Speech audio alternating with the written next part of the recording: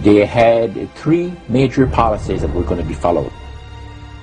First, Lucifer says, we have to make sure that people, humans, get to believe that Satan and his angels do not really exist. You know, Roger, that's interesting because a recent research study report that I read indicated that in a national survey, I believe it's over 75% of people do not really believe in a real tangible devil.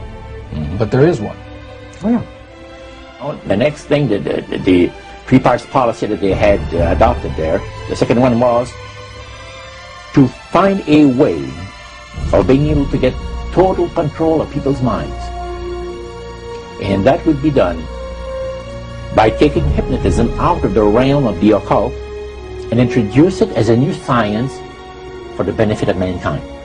They felt that by taking hypnotism out of the realm of the occult and introducing it as a new science for the benefit of mankind, they could then use people of great renown, educators, people of capacity, that would do great things, such as supposedly regress people in time to former lives.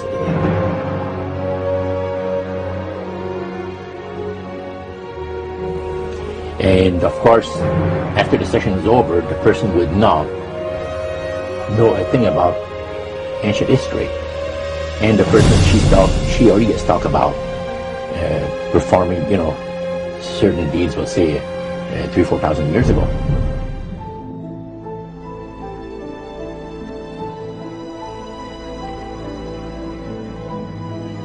But this was their strategy. Now, what this would do for the thing is this, that it would create in the minds of the general public, solidly set in the mind of the general public, an unwavering trust in that great deception.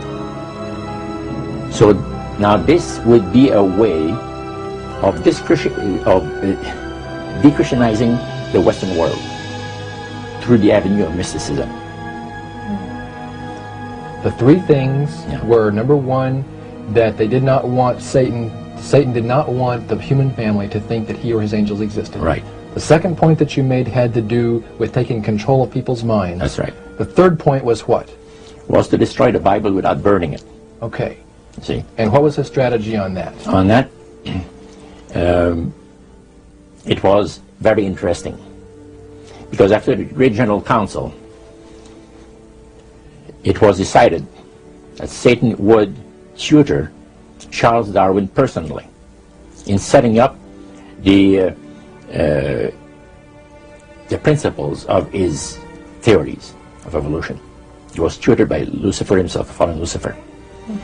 And at that time, it was understood, Satan and his spirit counselors understood, that if a person was led to believe in the theory of evolution, it would, in his life, destroy completely the creation week of the Bible, the fall of man, and the plan of redemption.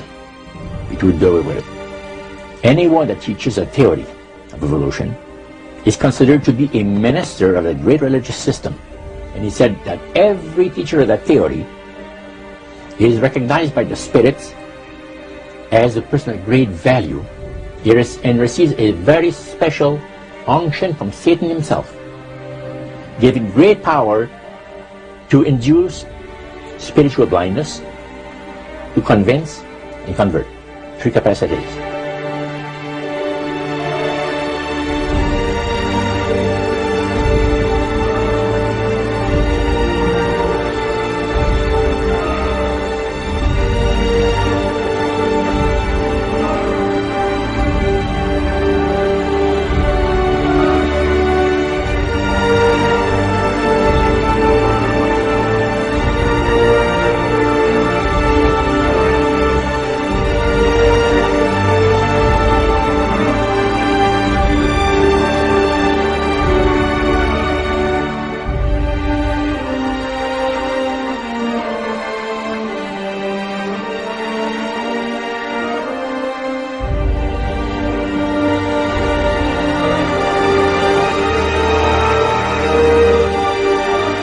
This is the grain plane, the master's grain plane. for harvesting the nations, for harvesting the multitudes of the earth into his cause, just before the close of the great controversy between the forces of good and evil. It's going to be done in a unique manner. This grain plants is going to take people are going to eat the stuff. Because it says spirits, demon spirits, will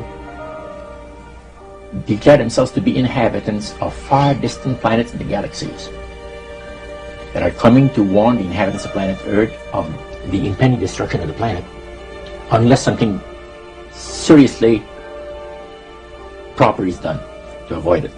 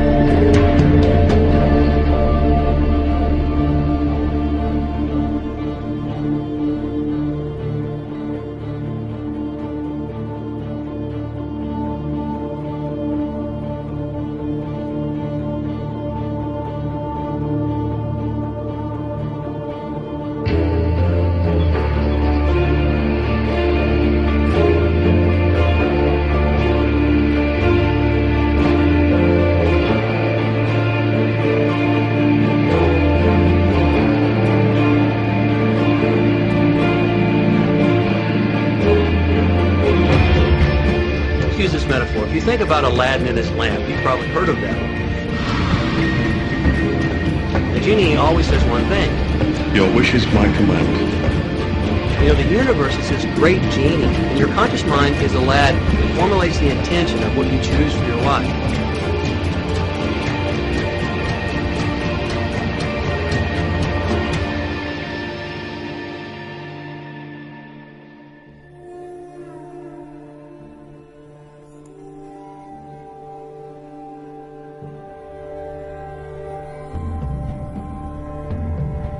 At the very heart and core of all these secret societies lurks the Kabbalah. It is a method of encoding information through a system of mathematics and numbers. These people that belong to the secret societies never dared to write down in any language what they knew, what it was that they were guarding, because then someone could steal it and then the secret would be out. So they took this knowledge and they made it occult through a system of encoding, encryption, one of which is mathematics, numbers. Another is architecture. Everybody wonder, why do they have a fraternal organization called the Freemasons? Aren't those the guys that build walls? You bet they do.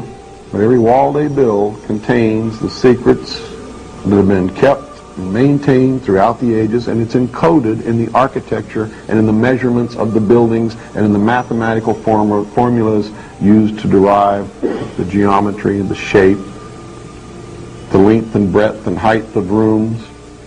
It's all encoded there.